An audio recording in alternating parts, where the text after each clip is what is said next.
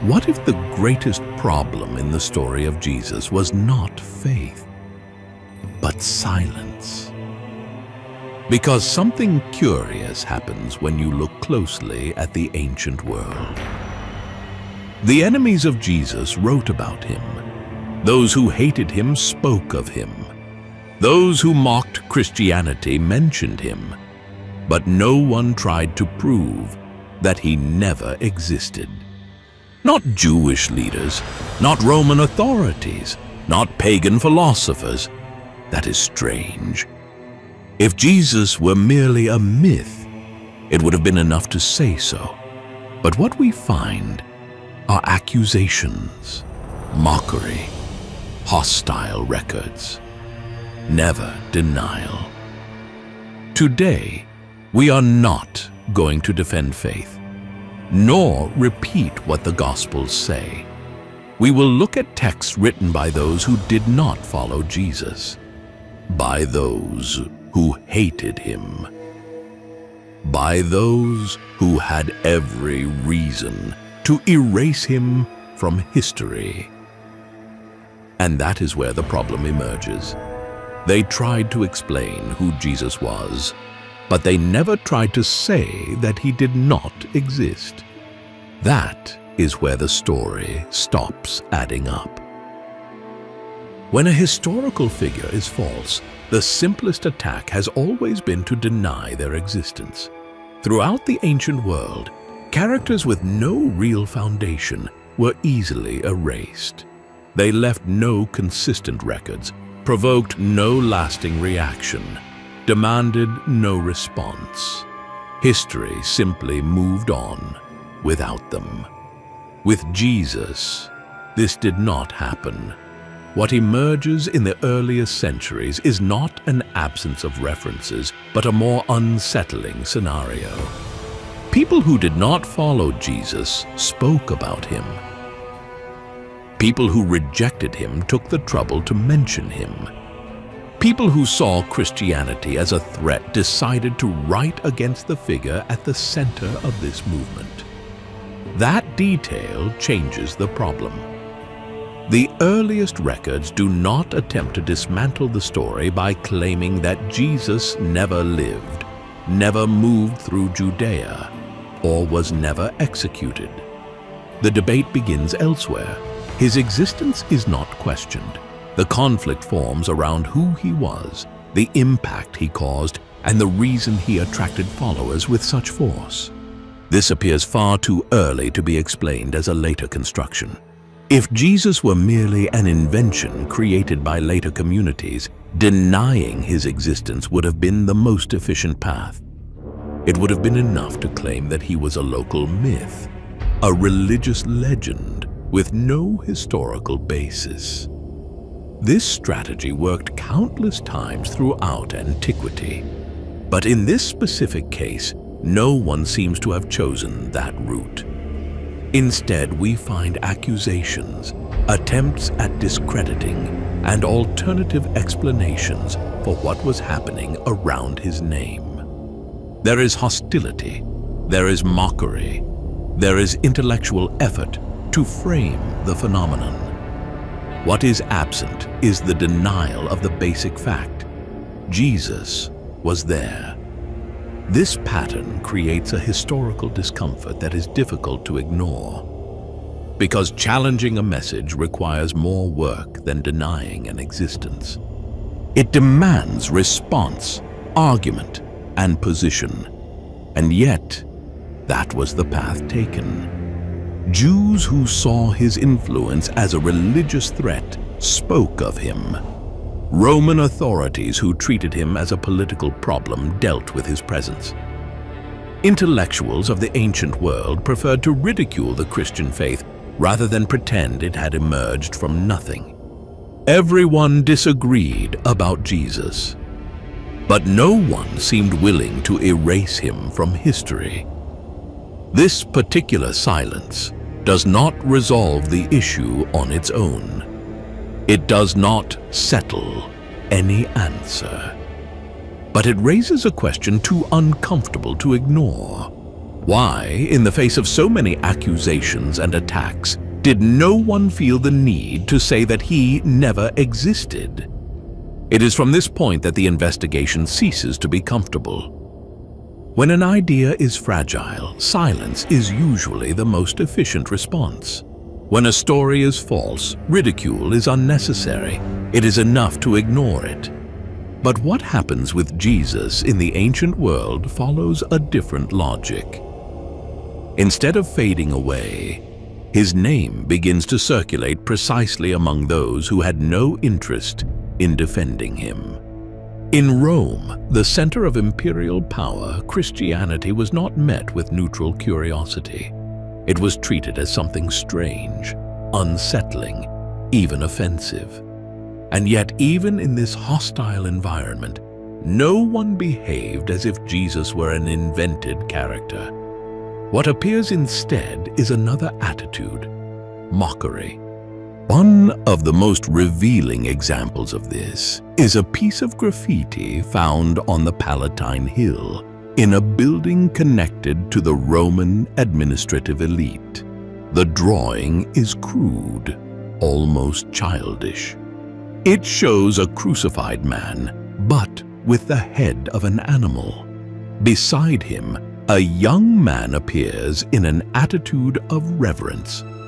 The inscription mocks him. Alexamenos worships his god.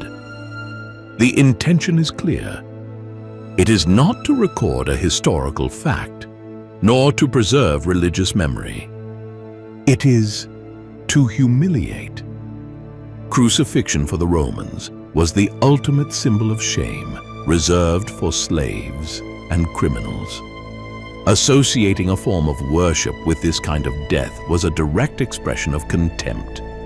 The author of the graffiti is not debating theology. He is mocking the faith of a real person. And it is precisely here that the uncomfortable detail emerges. In order to mock, the author had to assume certain things as given.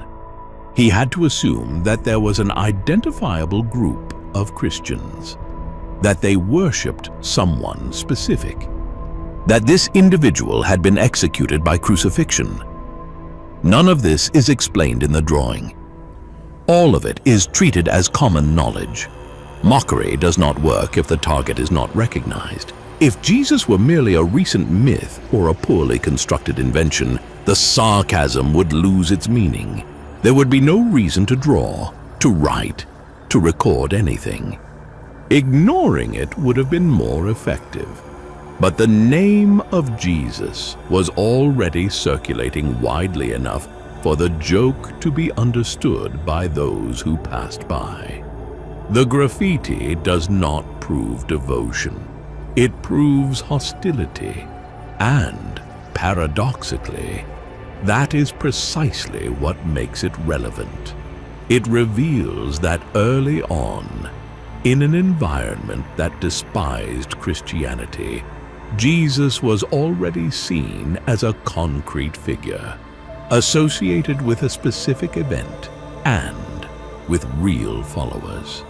Roman laughter does not emerge from a vacuum. It emerges from something that was already present. And this pushes us towards an even more uncomfortable point. If even mockery assumes existence as a given, then denial was never a real option. The debate had already moved to another level. The question begins to change its shape. It is no longer why people spoke about Jesus. It is why, even while laughing, no one tried to pretend that he had never been there. And this pattern begins to repeat itself elsewhere with a different kind of hostility. After Roman mockery, the pattern does not dissolve. It reappears in an even more sensitive place. If there was a group with a direct interest in erasing the memory of Jesus, it was the Rabbinic Judaism that emerged after the destruction of Jerusalem. For these leaders, the Christian movement was not merely inconvenient. It was a direct theological threat. And yet, what we find is not denial. In the writings that would later form the Talmud, compiled between the 3rd and 5th centuries, Jesus appears in a hostile, uncomfortable, almost always negative light. He is called a deceiver, accused of leading Israel astray, associated with the practice of sorcery. In one of the most frequently cited passages, his execution is mentioned as a fact that occurred on the eve of Passover. None of this is praise, but all of it is admission. The rabbis who preserved these traditions had every possible reason to choose the simplest path, to deny that Jesus had ever existed. If Christianity were based on a fictional figure, it would have been enough to say so. Rabbinic authority could have ended the matter there, dismantling the movement at its foundation. But that path was not taken. Instead of denying, the texts choose to reinterpret. Instead of erasing, they attempt to frame. The problem is not whether Jesus lived. The problem is how to explain the impact he had. The accusation of sorcery is revealing in this sense. It does not claim that nothing happened. It claims that something happened, but that its source was not divine. For historical investigation, this carries weight. Accusations of this kind only make sense when the phenomenon is too public to be ignored. The texts are not debating an obscure character. They are dealing with someone whose memory was still alive enough to demand a response. The controversy does not revolve around existence, but around interpretation. This creates a tension that is difficult to evade. The very texts that attempt to discredit Jesus end up confirming central elements of the Christian account: his public activity, his influence, his death in a specific context. Everything appears inverted, hostile, but it appears. The silence here is not an absence of mention. It is the absence of denial. And this is especially uncomfortable when it comes precisely from those who had the greatest interest in denying it. If even internal critics within the Jewish tradition treated Jesus as an unavoidable historical figure, then the myth hypothesis begins to lose its footing very early on. The dispute was never about whether he existed. It was about what to do with the fact that he did. And when accusation replaces erasure, the fissure deepens. By this point, the pattern is already clear enough to be unsettling. Where there was hostility, there was record. Where there was contempt, there was mention. But the problem deepens when the investigation leaves the religious sphere and enters a space even less interested in preserving any Christian narrative. At the end of the 19th century, archaeologists began excavating an ancient rubbish dump in Egypt, in the city of Oxyrhynchus. For centuries, this site had received discarded documents, receipts, personal letters, administrative lists, and texts that no longer had practical use. The dry desert climate preserved this material almost by accident. No one was trying to protect the Christian faith there. Among thousands of ordinary fragments, a small piece of papyrus emerged, now known as Oxyrhynchus 840. It has been dated between AD 150 and 200, a period far too close to the events themselves to allow for long, uncontrolled legendary reconstruction. The text is not part of the Bible and was never canonized by any church. And yet, the central figure of the fragment is Jesus. The episode described presents a confrontation in the Temple of Jerusalem. Jesus is questioned by a religious leader about ritual purity. The response attributed to him does not sound strange, misplaced, or mythological. It carries the same authority, the same type of language, and the same tension found in the earliest Gospels. There is no effort to glorify. There is no attempt to persuade. The text simply records. That detail is decisive. The fragment was not preserved out of devotion, nor out of institutional interest. It survived because it was thrown away. This means that accounts of Jesus were already circulating widely, beyond the control of any ecclesiastical structure, far too early to have been shaped by councils or political decisions. Once again, existence is not questioned. The text does not explain who Jesus was, nor does it justify his presence. It assumes the reader knows who he is. The conflict centers on his words, not on his historical reality. This type of evidence creates a different problem. It is no longer about enemies reacting to a movement. It is about ordinary records reflecting a figure already integrated into the cultural debate of his time. Jesus does not appear as a distant legend, but as a familiar reference.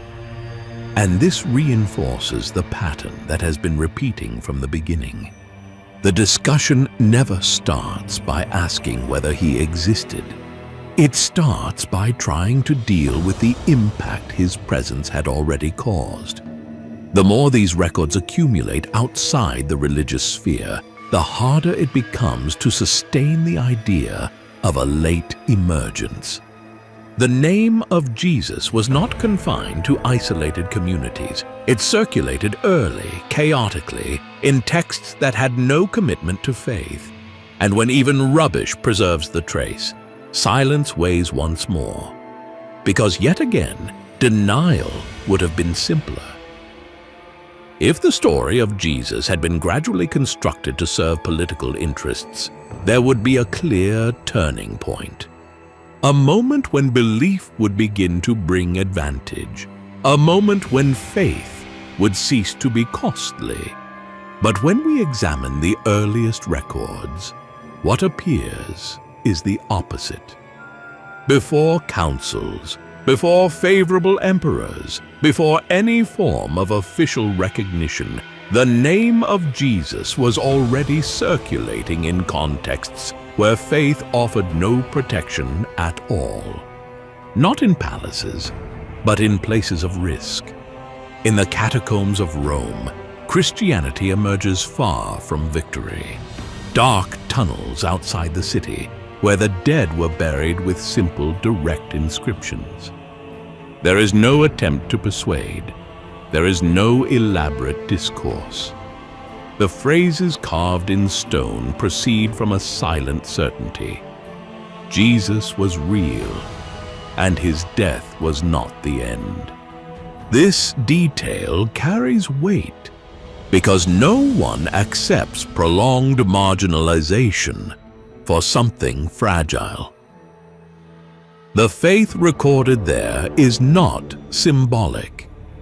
It is concrete enough to shape identity when it brings only social loss. The same pattern appears in Megiddo, in Israel. At the beginning of the 3rd century, when Christianity was still illegal, a community was already gathering around a table, not an altar, and calling Jesus God in a mosaic preserved on the floor. There is no ambiguous language. There is no hesitation. This occurs far too early to be explained as a later construction. Worship precedes power. Conviction arises before structure. What these traces reveal is not convenience, but persistence. The name of Jesus passes through persecution and invisibility without being treated as a metaphor or a distant symbol. He was already there, when believing still cost far too much. And this deepens the problem, because beliefs that arise before advantage are unlikely to rest on something that can be easily denied. After moving through hostile records, public mockery, religious accusations, discarded texts, and communities that believed before any advantage existed, a pattern begins to take shape. It is not an isolated argument. It is an unsettling recurrence. In different contexts, with opposing interests, the same basic point is never questioned. Jesus is debated, opposed, reinterpreted, but his existence is treated as a given. This happens far too early, in places far too distant, under motivations far too contradictory to be explained as a late combination. The name of Jesus appears where there was no institutional control, where there was no theological consensus, where there was no political gain. He moves through the ancient world as a problem to be explained, not as a legend to be dismissed. And perhaps this is the most uncomfortable detail of all. When a story is fragile, it is denied. When it is false, it is ignored. But when something is too real to disappear, the debate shifts to another level. That is what happened here. The ancients argued over who Jesus was. They disagreed about his authority. They tried to frame his impact, but they moved forward accepting that he had been there. Denial never became the dominant strategy. This absence does not prove everything. It does not settle the issue. It does not close the debate. But it leaves a gap that is difficult to close. Because the question that remains is not theological. It is historical. Why, amid so much opposition, did no one feel the need to say that Jesus never existed? Perhaps silence speaks louder than answers.